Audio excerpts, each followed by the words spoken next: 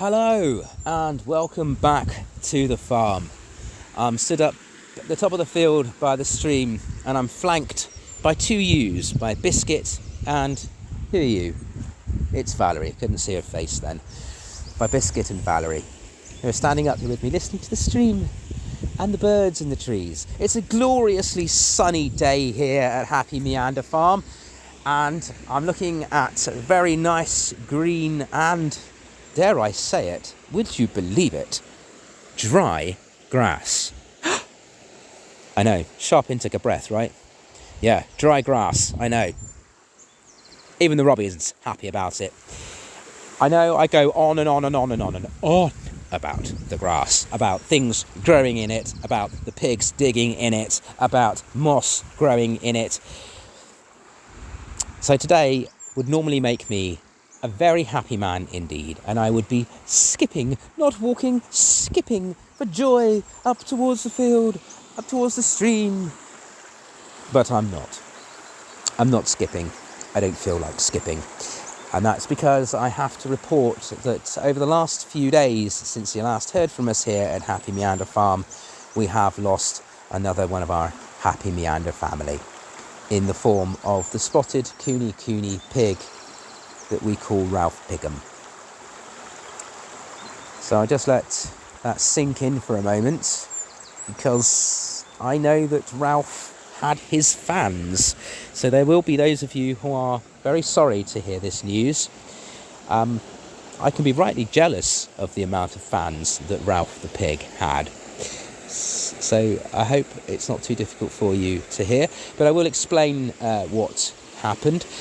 Followers will know that Ralph had been off his water for the last 5 or 6 weeks and that it was an uphill struggle to get him to drink anything. Every possible trick in the book was employed in order to encourage Ralph to drink. That included putting bits of feed and fruit in his drinking water, making it warmer, making it a different flavour, a different source, so mains water and not the stream, and it was making a difference. It was getting him to drink and it was great. But it became apparent that he was not drinking when he wasn't being watched. So when he was left in the barn at night with his brother, left to their own devices, he didn't drink. So it was getting difficult with Ralph. What really became very difficult was when Chief began to steal food from him. Very quickly, the tables turned on little Ralph. We are used to Ralph. Since he came here, we were used to Ralph being the more dominant one, the stronger one, the one who would bully the chief. It wasn't the other way around. At some point, very quickly, there was a complete 180, a total flip in favour of the chief. So within no time at all, Chief became taller, wider, stronger, and he was taking food from Ralph. And it became a cycle then, because the more Chief takes, the weaker Ralph gets. The easier it is for Chief to take the food, the weaker Ralph gets. And so as Chief was getting bigger and stronger, Ralph was not. As Chief's tummy was getting bigger and rounder, Ralph's was shrinking. The decision was made, a good 10 days to 2 weeks before Ralph went, that they needed to be fed separately from separate buckets. At the same time, so they both could see what each other were getting, but from separate buckets, because Ralph was eating a lot slower than the Chief. Chief was literally hoovering up whatever you put in the bucket. Gone. Ralph was picking at it, chewing at it slowly. Ralph's a savourer, I think. He was a savourer. He used to graze gently, and I think it's because he used to savour what he had in front of him. Whereas Chief doesn't want to savour anything, really. He just eats what's in front of him and then it's on to the next thing. So they were separated for a little bit in the daytime, as I continued to treat Ralph for what we thought was salt poisoning. The salt poisoning happens when pigs don't drink their water. They build up an intolerance to salt and it then poisons their blood. And the mortality rate in pigs with salt poisoning is extremely high. Not many survive. So we were prepared for the worst with Ralph. However, when I spent 2 nights here helping him through the night to drink and everything like that, noticed some things. So the first night spent here was the night that I separated Ralph from the chief. They've been separated during the day, but not at night. I was very reluctant to do that. But when I noticed that Chief was even stealing hay out of Ralphie's mouth, something desperately needed to be done. And so I took action immediately and moved Ralph into a little section at the back of the barn, filled it with hay, and the differences between how they wanted to live immediately became apparent. Ralph got all of the hay that had been put there, pushed it into a corner, and then inserted himself in that corner and sort of wriggled himself into the hay until his whole body was buried in it and all you could see was just his bottom poking out. Whereas Chief prefers to lay on the hay or the straw, like a mattress. So Ralph was fitting in with that. So instantly there's like a difference. I mean, how you want to sleep, that's quite a fundamental difference, I think. So it was becoming clear that not only was he not drinking enough, not eating enough, he wasn't being allowed to sleep enough either. It was a good move to separate them, because on the day then when I brought Chief in to see, what Ralph was doing inside the barn, so he had no cause for concern about his brother, Chief picked up where he left off, trying to take food from Ralph, and Ralph took what food he had in front of him and immediately went off to his little area. We were treating salt poisoning, and as I said, when I spent some nights here, it became apparent that I don't think he did have salt poisoning, and I wasn't accepting of that straight away. When I left here, after having spent a couple of nights here, Ralph had actually done extremely well during the day. He'd built himself up. He'd hydrated himself. He was walking around and getting involved and wanting food. I started to boil an egg for him on a camp stove, and he smelled that from across the barn and came over wanting his egg. So even on this very last day, or second to last day I should say, he was interested and wanting to do things. So it was extremely disappointing to come here the next day, just a mere 10 hours later, to find he had deteriorated in the night. And that's when the post-mortem, in my mind, really started to begin, because we still got him at this point, and I'm feeding him solution, his pig pellets, the protein pig pellets that we give them. I put it in solution, and I was feeding it into Ralphie's mouth via a syringe, just a little syringe, and it's a job to get that solution in the syringe, I tell you, and Ralph didn't make it all that easy getting it out either. Clamping his teeth together. He didn't want that syringe to go in. I got it to go in, and I was doing that every hour, and I was committed to keep doing it every hour, as long as it took, even through the night, to get Ralphie through it, to try and get Ralphie to turn that corner that I was so sure he was going to turn the day before. So it was very disheartening to see him not responding to that. I thought he was, actually, to start with. It got to about 11 o'clock, and I thought, well, I'm making some headway here. He's in the hay, he's snorting, he's looking around, his eyes are open. He's trying to take notice, he's trying to get better. It was around sort of 7 p.m, 8 p.m, when I set myself up for the night. I thought to myself, it's just, I'm not making any headway here. I'm putting him through the ordeal of having to accept the solution in his mouth. It just seemed cruel, really. And I thought it's going to be kinder now to just make you comfortable, because it was really clear what was happening. He was having fits throughout the day, and I didn't see it the nights I'd spent before, because the fits weren't as close together at that point. But as time moved on, the fits got closer and closer together. And so I pieced everything together. And I realised there was a day about 6 or 7 weeks ago, and people who know me will have heard me talk about the grumpy pig, and they were asking me, oh, how's your pig doing? Is your pig still grumpy? Yes, he was still grumpy, and that started very, very quickly. You're probably thinking, I know what you're thinking, well, it's a dehydrated pig, he's going to be grumpy. This happened before we noticed that he wasn't drinking anything. There was a day when, as I said, I opened up the barn, and normally when you open the barn for the pigs in the morning, they fly out. Not literally, but this is the closest you get to literally flying pigs when they come out of that barn in the morning. Chief shot out like usual, like he'd been shot out of a cannon. There he was, across the field. Ralph didn't go past the threshold of the door, and instantly I knew there was something wrong. So I approached him. Ralphie, what's the matter? And he backed away. this can't be good. So I crouched down, reached out to him, because I wanted to inspect his body, see if any signs of injury, stuff like that. And he made this guttural grunt at me that I'd never heard him make before. I thought, Ralphie, what is the matter? And I checked myself, because I do that, I check myself and think, right, okay, you've just got out of bed, here I am, in your space, looming over you. So I got on my knees, and I reached out for him, and again, he made this guttural grunting sound that I've not heard before, until that day, and I knew there was something wrong with him. He wouldn't let me touch him.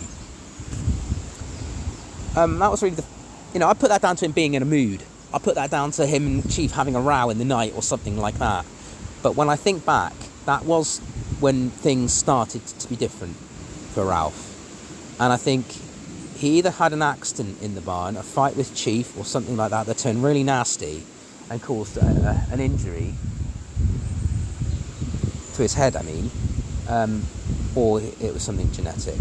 And being as Ralph was born with a hernia and has physical defects, having a neurological defect seems to fit that pattern. And there are more little things. After a couple of days, he started to accept me again. But he did walk up to the trough a couple of times and just look at it. And I took that to be a rejection of the water, or the trough and how he was drinking it. And so all the different tricks to get him to drink was employed. And that was why it was making a difference and why it stopped. There's a gate down there by the barn behind which their feed is stored. And goodness me, do these pigs know that their feed is stored behind this gate, because it is a regular haunt of theirs where they will run up to it, honk, honk, honk, honk, honk, especially if you're on the other side. Chief does that, Ralph does that. But after this day I'm talking about, where he was funny with me in the barn, he used to come up to the gate, but he didn't carry on and make a lot of noise. And again, this is before we really noticed his dehydration, before we noticed anything. Because I don't think he was dehydrated at that point. I think he forgot who I was. He had some kind of stroke or something. He forgot who I was. He forgot how to use the trough. And he forgot what was behind that gate. He could remember going up to the gate, because as I say, it was a regular haunt of theirs. But I think he forgot the reason why. And so it was clear what we were dealing with. We were dealing with a pig that was going to deteriorate no matter what we did. But that didn't become clear until hours before he died, really, when I started to feel sad and started to think there's anything I could have done differently. And then I really started to think about this neurological thing. And so it was getting treated all wrong. But there was nothing we could have done anyway. Ralph, of course, and Chief too, doesn't know what we know. And that is how damn lucky he was to be born with physical defects, survive to his first birthday, get treated like an absolute prince the whole time he was here, and get immortalised in a book and a Substack publication. There ain't many kunekune pigs that can say that. Of course, Ralph didn't know that. It was just life as far as he was concerned, and he thought all pigs lived this life, but we know different. So where does that leave the Chief, the remaining kunekune pig? Well, Chief's on his own now, and doesn't have his brother to keep him company at night, and is beginning to miss him. But socially, got to keep an eye on Chief now, because as we know, sheep and pigs are social creatures. They like to be with their own kind. Of course, they like humans. Some more than others, but they like their humans, and they like their fellows too. And so Chief might find it quite difficult. But I don't know if the ewes have noticed that Ralph isn't wandering around the field. He had his fans among the ewes as well. One of them used to butt him, but two of them used to like him a lot, used to follow him around and sniff his genitals and stuff like that. So they're going to wonder where the one with the genitals has gone, I think. Today, when I finish this podcast, I'm going to have to go into the barn and measure up to do a little change around for Chief of his living situation in there. It's just too big for one pig. I keep thinking about all that cold air swirling around in there. It's too much for him. So going to have a little look at that later today and see what we can do. Chief might be one of those rare animals that actually enjoys living on his own. I mean, it happens in humans and it probably happens in pigs, probably not in sheep because of the flock mentality and the stranger danger element. I can completely understand. But pigs different to sheep, and so Chief might be alright living on his own. We'll have to see. He certainly seemed alright on his own the nights when Ralph was in his own section of the barn, but he knew that wasn't, a permanent arrangement. He knew that wasn't for keeps, and that might have made him feel better about the whole thing. Now he knows it's permanent, and that it is for keeps. He might feel differently about it. So it's one of two things that's going to happen. It's either going to be another pig brought here, or Chief is united with another pig who's on their own, either here or somewhere else. Right, so I'm just making my way down to the barn where Chief is sitting in the shade at the moment, wanting to come out of the shade by the sound of it. Hello, Chief. Do you want to come out again? Chief still likes being put behind the barn door for a few minutes in between his little grazing sessions, don't you, old man? We don't know why, do we? Like so many things you want. It's a mystery to me. But we give them to you anyway, because they're harmless wants. And life is so much easier when you're happy. You know that saying? Happy wife, happy life? Yeah. Happy pig, happy pig farmer, I suppose. So down here by the barn, don't be surprised if you hear the road a bit more, especially on a day like today, when the hills are alive with the sound of bikers. Everyone enjoys the countryside in their own way. Chief wants to dig in it. Bikers want to fly through it. I just want to sit in it and eat my sandwiches. I'm absolutely starving. So I will be ending this podcast shortly. Before I go, just to let you know who we are happymeanderfarm.substack.com, and everything that we do is free. I say we, it's me. I write it all. I do all the podcasts and stuff. And if you're interested in me, my name is Martin Gregory. I'm a writer and sometimes storyteller, and you can find more about me on my website, noscriptforlife.wordpress.com. That's script as in N-O, scriptforlife.wordpress.com. But you're probably more interested in the animals, and who can blame you? They're pretty damn cute, aren't they? Let's be honest. So if you're interested in the animals and you're interested in the farm, we are happymeanderfarm.substack.com, as I said, where all the free stuff can be found. The only stuff that isn't free is all the things that I wrote about this farm in 2025. And that's only because it found its way into the Happy Meander Farm book, which is available now in hardback and paperback on Amazon and eBay. But that's all I'm going to do today. I'm going to let you go off and enjoy the rest of your day. Thanks to Valerie leading her in there with me. Got to do leap, as I say, got to do leap's Tui bottom. And I'm hoping for more help from Valerie in the same direction, because Leap is one of our most skittish residents here.